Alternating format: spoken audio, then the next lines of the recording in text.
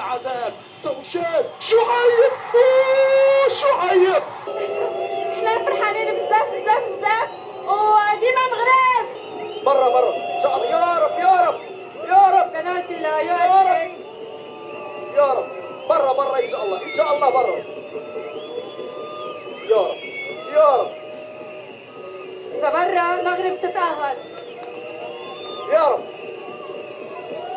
برا ان شاء الله برا.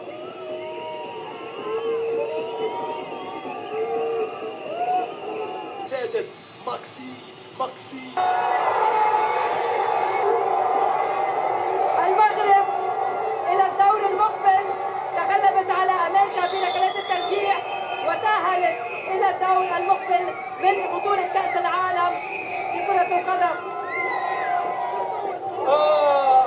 كان هدوء كأس المغاربة كاملين، وشكرا للشباب.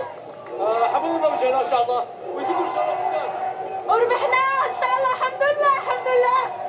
مبروك. كانت مفاجأة جدا بعد الخسارات الأولى، يعني الحمد لله الحمد لله. الحمد لله فوز مستحق، كنهديو كل المغاربة وديما مغرب. وهذه مبروك علينا، هذه البداية. مازال مبروك علينا، هذه البداية. مبروك. الله يبارك فيك. احنا ان شاء الله احنا مبسوطين فرحانين بهذا الفوز. احنا عندنا ثقة في هذه الاشبال الصغار، وان شاء الله الفوز في المقابلة الجاية وديما مغرب. On a passé une très bonne soirée, on y a cru jusqu'au bout, mais Dima Maghreb. Faut toujours s'attendre à l'improbable avec les Marocains. ستاسيون. ختام هذه الحلقة لليوم سوف تكون من مدرجات جماهير المنتخب المغربي الذي تأهل وبجدارة إلى الدور المقبل بعد فوزه على منتخب أمريكا بركلات الترجيح. ألف مبروك لمنتخب المغرب، وللأسف يعني هارد لاك للمنتخب المصري الذي لم يحالفه الحظ ويعني خسر أمام سويسرا وبالتالي خرج من المنافسات. إذا مشاهدينا، هذه هي الفرحة المغربية، هذه هي كانت كواليس حلقتنا اليوم. أراكم غدا في حلقة جديدة، إلى اللقاء.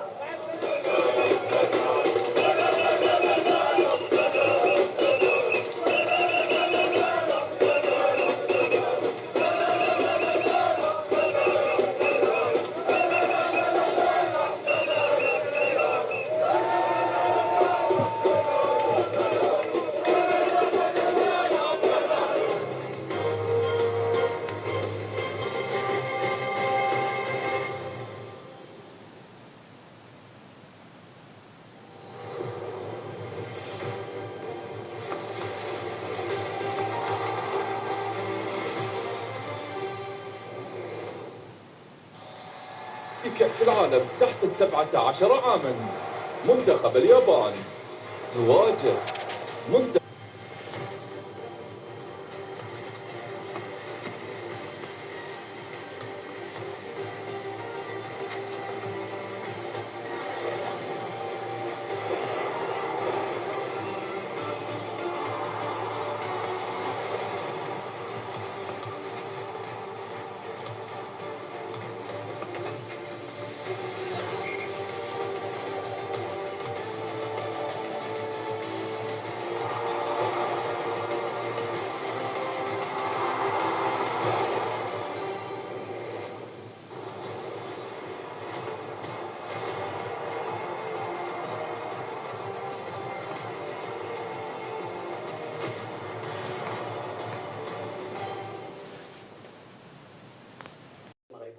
المغرب لصالحه.